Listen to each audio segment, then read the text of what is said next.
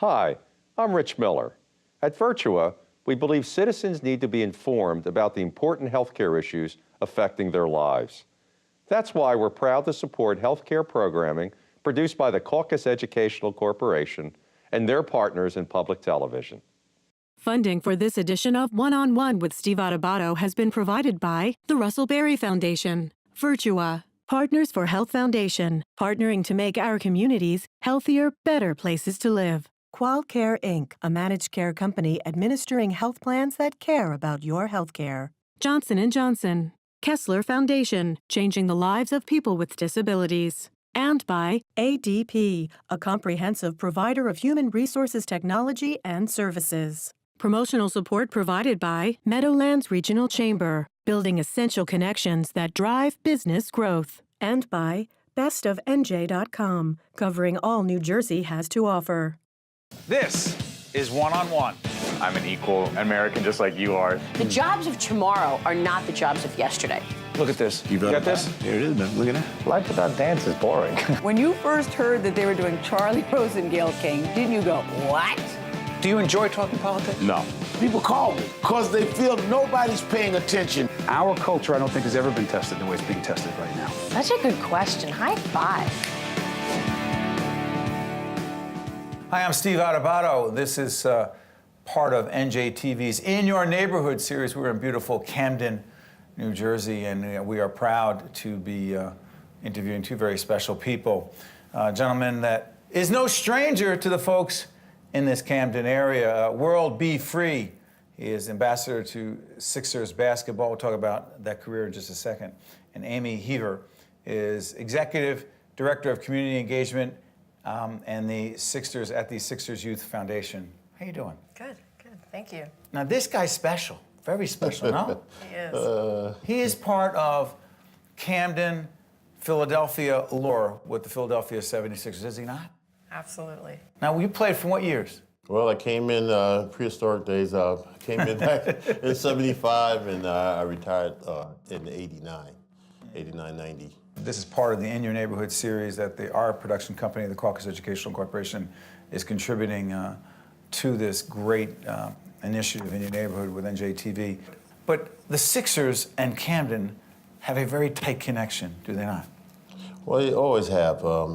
Ever since I've been here, we always came over to Camden and did some things with the schools because, doing speaking engagements, things like that, as far as talking about success, failures, drugs, just being positive and trying to, and I always talked about letting kids know that, look, you have an opportunity to do something. I'm from the projects myself, from New York City, from Brooklyn. And, I got out. So, it can happen for anybody, not only in basketball, sports, anything that you do positive, you can get out. These kids in Camden, what are they facing? And explain to folks, I was born and raised in Newark, New Jersey, and there's Newark, there's Brooklyn, there's Camden. It's all not the same, but not that much different. But for those who may not know Camden and what these kids are facing, describe it. Yeah, it's very true. We look at the statistics, and we look at the statistics of the city of Camden. Certainly there are a lot of challenges around poverty. There's a lot of deep poverty and poverty that exists in this city. And when we talk about the work that we do here in the community, it dovetails off of a lot what World says, is we know we have the ability, I think the power and the obligation to really serve as a change agent here through sport. And what we hope over time is that we can use sport as that vehicle for some sustainable change over time. Describe it a little bit. The Sixers Youth Foundation. Give us a couple of examples of exactly the kind of work you're doing and the impact you're having. The foundation is really somewhat new, so we just really started to get our programs rolling as of last year. And now that we're here in Camden, we hope to really get it up to a full run, meaning how can we deeply embed ourselves in all neighborhoods across this city? And one of the ways in which we do that is the work that we do out in the community. So we're looking at courts as an example that we can go out and renovate. How do we increase safe places to play? And that's one thing. And that's really in the more traditional sense of how we view the opportunities around using the power of basketball as a tool for change. The other is work that we do in the classrooms. So we actually have two programs that are embedded here in Camden, one at Kip Lanning and the other one at Cooper's Point. both of which are programs where we took the actual lessons that one can learn from sport and use those as character building, as life success training opportunities for these students. So essentially, how do we use this game as an opportunity to help them grow and become leaders, the next generation of leaders? Well, talk about that a little bit. I mean, for those who do not know or may not remember this guy and how incredibly talented he was, World had a 44-inch vertical leap. Still have it? We'll talk later. Can't get over the Sunday news now, but 44-inch vertical leap, 360-degree leap, and a flamboyant playing style. That's an understatement, by the way. For those of us who are Knicks fans, we were in pain every time you played against us. But you know, the connection between basketball and life skills. Talk about them. Well, we had a program, and we used to call it the Each One Teach One thing. It was a thing that, you know, with the adults come out and try to show the kids the right way to go and do the right things. As far as, you know, trying to, and playing basketball was a real vehicle for getting the attention of the kids. You have to realize that when you're dealing with young people, if you don't get them that first 30 seconds, you know, you really don't have them. You know, and the thing is, what we try to do is give them something that they like. You know, it might not be basketball, it might be football, it could be baseball, it could be any kind of sport that they're interested in, and we try to go ahead and target that to get their attention and bring them home. But what life skill? What are we really talking about? Getting up and functioning and doing the things you need to do every day. Are those life skills? Those are life skills. Yeah. I mean, like, you have to look at it when kids see grown-ups, they try to imitate what we do, you know. And a lot of times things are not going right for them in the cities, and you know, they follow the wrong group. I can go to like schools, middle schools. I can go to high schools. I can talk to kids, and kids will tell me. They'll come up and tell me. They say, "World," and I ask them. I would say, like, why are you playing hooky?" Something like that. Or doing worse. Or or doing worse. And you know what they tell me? They say, "World, I can make more money than you in a day, just walking around the streets here doing what I do." And I said, "Oh man," I said, "that's sad." They said, "No, that's life." That's what they tell me. So I'm looking at them like, okay, you know, but you know, you should go ahead and at least try to do something different. So someone else is looking at you, you can help that other person because, you know, you went wrong. Somebody else can go right. You know, Amy, as you're listening to World talk about these kids and a very skewed sense of life, but that's the reality they face, you're trying to send them what message? So what we're trying to do is, with the work that we're doing, it speaks exactly what World says. We have to engage them, and right at that moment. And it comes in varying ways, shapes, and methods, and how we do so. And it's a matter of harnessing the energy of the game. And so what does that translate into? It gives us a window and an opportunity, if we can capture that attention, to teach them things about communication, about teamwork, about pushing for greatness, and ultimately boiling down to wanting to value and care and respect oneself, and wanting to value and care and respect for others. These are skills that one would need to have, certainly in the school setting, at home, throughout every step and stage of one's life. And really, I think we have an opportunity not to certainly solve this complex problem around poverty, but certainly be one of those supporting elements. You're bullish about Camden?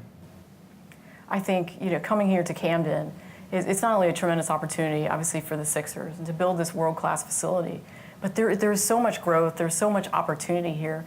And as it relates to the work that's being done in the communities, there are so many organizations, whether it's through other businesses and their social responsibility efforts, or other nonprofit organizations. Like, the ability to create partnerships that really, I think, can catalyze change here is tremendous. Final question, Will. Camden, great city? Oh, Camden's a great city. Camden's been in existence for a long time. I've been through about at least about 6 mayors in this city. And you're still here. And I'm still here, you know. And I seen it come, you know, and I'm like seeing it grow. I seen it down and I seen it come back. And as we can see, things are just starting to grow back here again. It's starting to be a beautiful place again. I want to thank you, World. I want to thank you, Amy. We appreciate it from beautiful Camden. Thank you. And I want to ask folks to stay with us as we continue our In Your Neighborhood series as part of this great NJTV initiative. To watch more One-on-One with Steve Adubato, find us online and follow us on social media. Welcome back to One on One. I'm Joanna Gagis, here for Steve Adubato. The philosopher Plato said that music is a more potent instrument than any for education because rhythm and harmony find their way into the inner parts of our soul. Yet we know that not all children have equal access to arts education, and it often breaks down along lines of socioeconomic status. Well, one organization right here in New Jersey is changing all of that.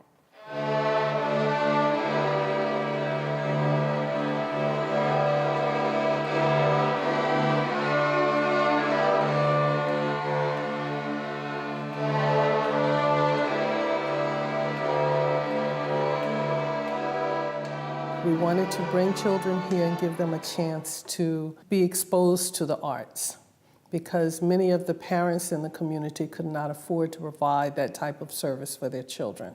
When we started, we had maybe 15, 20 children for a one-week summer camp. And then over the years, we progressed and progressed. And we're now serving over 600 children. We have a year-round arts program, and while our name is the Institute of Music, we started as a music program, so we teach piano, guitar, violin, and drums, but over the years we've also added things like acting and singing. We have many types of dance, so we do break dance to modern dance to hip-hop dance, and we also offer some specialty classes, including things like electronic music production. We have a capoeira, which is a Brazilian martial arts and dance class. We even do a class called Young Chefs, where kids come weekly and they're working with a professional chef to learn how to cook for themselves. And they start as young as 9 years old cooking. So the arts of all types? All types of arts. We don't turn an art away. The Institute of Music for Children provides affordable access to these classes that many families in the Elizabeth, New Jersey area could otherwise never afford. So we fundraise for 3/4 of our operating budget so that we can ensure that every child has access to a robust arts education. Children don't have to pick just one art form to study because that's all their parents can afford. We want kids to come here and be able to try drumming one semester, guitar another semester, acting another semester, and sometimes they'll take 2 or 3 classes at a time. Would you have been able to give your kids an opportunity like this had it not been for this institute? I'm going to say definitely no. Given the fact that I have 5 kids, financially, it would have not be possible.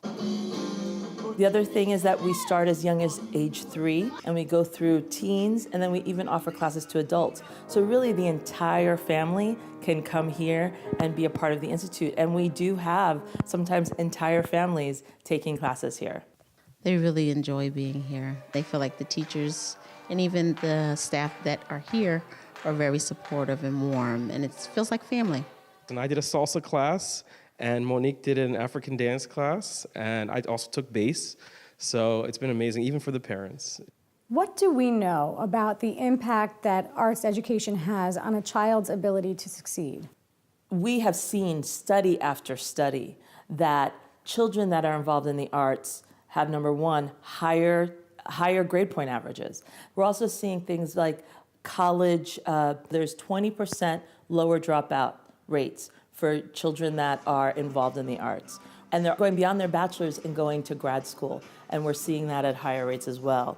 So really the arts helps to not only build stronger young people on the inside, but also academically is increasing their ability to outperform their peers. My oldest is actually a very reserved young man. And since his involvement with the Institute, I have seen him grow and come out of his comfort zone and do some amazing things. Sage, were you always comfortable performing in front of people? I was actually a little shy, but when I came to the Institute and I started playing violin with Miss Tiffany, she really opened me up to more opportunities and performances. And when I had my first performance with her, it was really exciting. So I just went back and kept doing it so I can keep that exciting feeling every day. I really have seen young people who have come in not believing they were going to go to college And once they are in this environment and see what's possible, they say, no, college is for me. And we take them on trips places so they get to go to events they might not have otherwise gone. And they go, oh, that's for me too. So it starts to open up your world. Going to college wasn't in my book of life, I guess, at one point in time. But eventually I sat down with Miss Alicia and I sat down with my family, and I just started to realize, the things about myself and what I needed as tools to make it, in the world. And I feel like college is a necessity. We have a very large immigrant population here in Elizabeth. So we have a lot of people that they're pretty new to America, and they're new to all of these experiences, so they wouldn't necessarily always know what to expose their children to. So when they're here, we help them do that. Came here is like come to my family house. So they care about Geronimo. He's growing happy. He's sure of himself. He loves to come here. We love to be here too. Do you love to come here? Yeah. Why? Because for I can learn how to dance and sing and drum.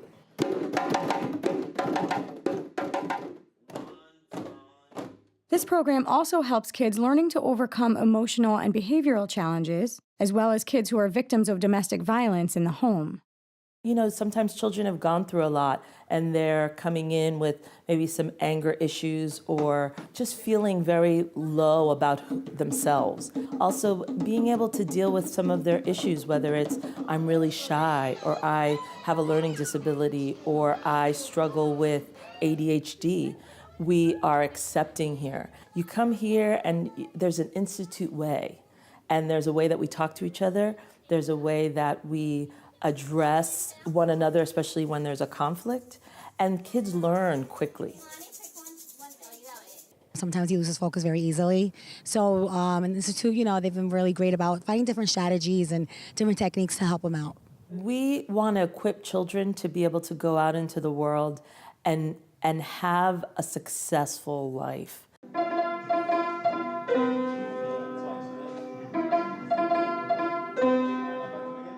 If they don't learn to play an instrument, it would be okay with me. If they have a good experience, they learn to work in community, they learn to care about other people and each other, to me, that is the most important thing. We also have a youth leadership program, and we really help to mold them into being professional, to being responsible. So you extend well beyond the arts in terms of what you're teaching these kids. Yes, we really consider ourselves an arts-based youth development program, because what we're really doing is in our vision statement, which is creating harmony, which is helping achieve responsible, motivated, optimistic neighborhood youth. And we do that through the arts.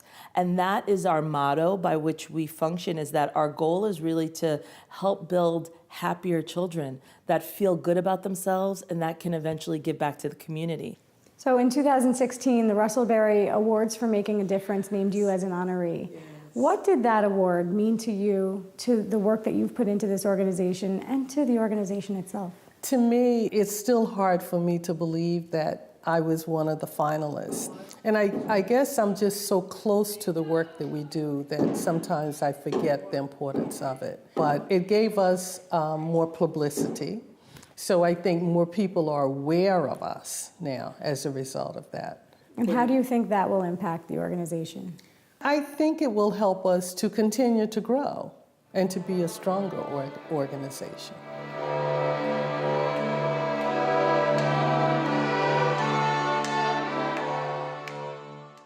To see more one-on-one with Steve Adubato programs, visit us online at steveadubato.org.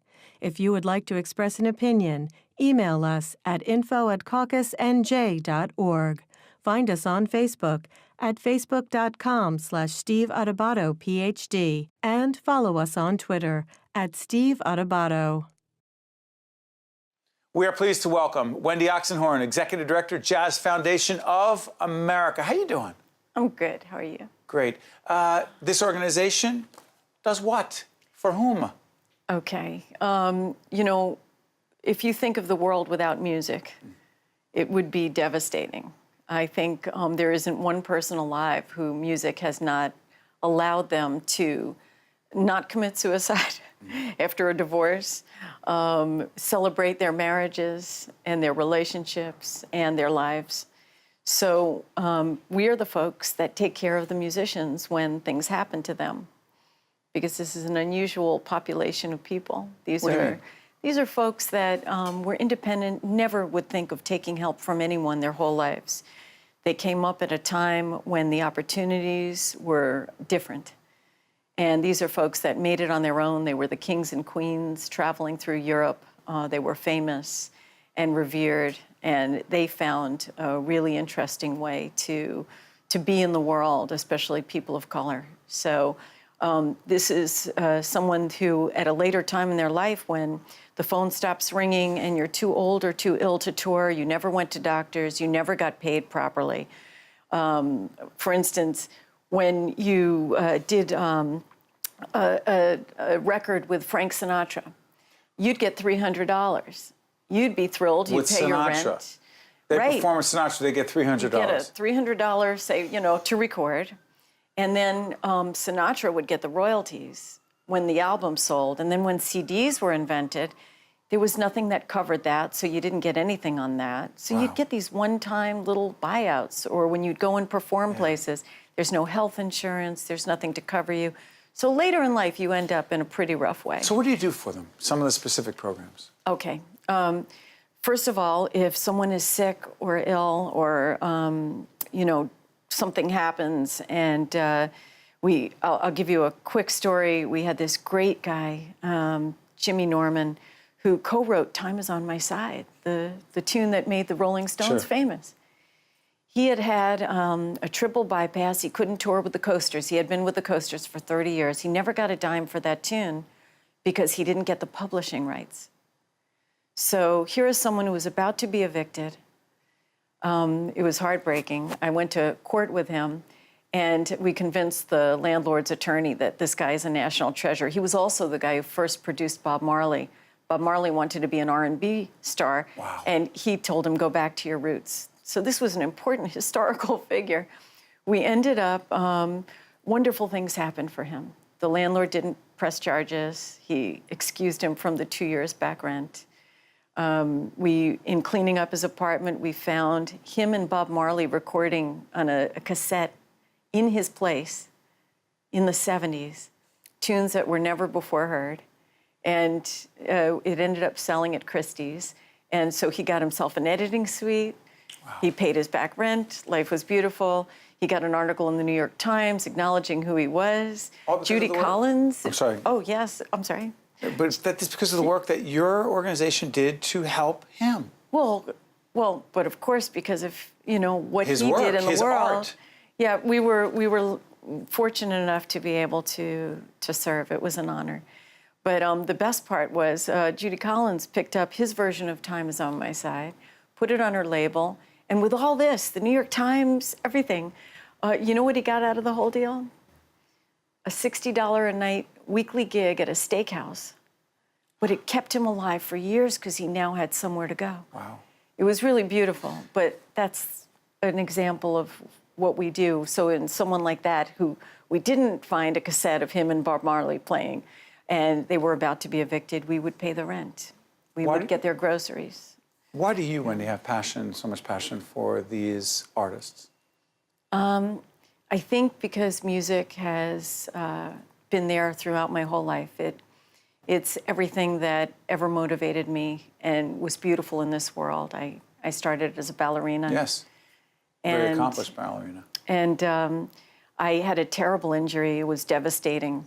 And I called the suicide hotline. And the woman on the other end, because I thought life was over, she started counseling me. And halfway through, I guess I asked her how she was doing. And she started telling me that her husband just left her for a 25-year-old. So I started counseling her. And 3 days later, I was working at the suicide hotline. And it was the most wonderful thing that could have happened, because instead of worrying about my own troubles, I started worrying about other people's. And fast forward later, I had another incident that was devastating, and instead I decided to pick up the harmonica. I love the blues. I always loved the blues. And what I was going to say is music has always been there.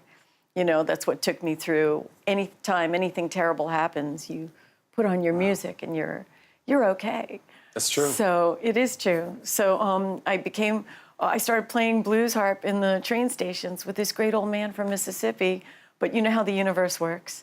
It always prepares you for the next thing. And I had no idea, but it ended up preparing me for this job. You are making a difference every day with what you're doing. Yeah. And a lot of people are benefiting. Wendy It's a lot of people Oxenhorn, that make this happen. Executive Director of the Jazz Foundation of America, and of course, true to your personality, I can tell you just immediately under your breath said a lot of other people are helping, so you don't want the credit yourself. I thank you for joining us, Wendy, and wish you and your colleagues nothing but the best at the foundation as you continue to help these extraordinary musicians and artists. Thanks so much. Thank you so much. One on One with Steve Adubato has been a production of the Caucus Educational Corporation, celebrating over 25 years of broadcast excellence. Funding for this edition of One on One with Steve Adubato has been provided by the Russell Berry Foundation, Virtua, Partners for Health Foundation, Qualcare Inc., Johnson & Johnson, Kessler Foundation, and by ADP. Transportation provided by Airbrook Limousine, serving the metropolitan New York, New Jersey area.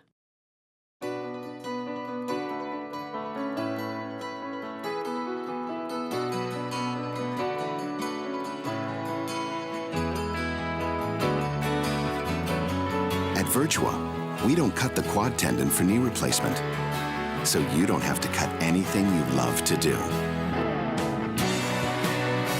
It's what we don't cut that counts. The Virtua Joint Replacement Institute. Visit GotMyLifeBack.org today.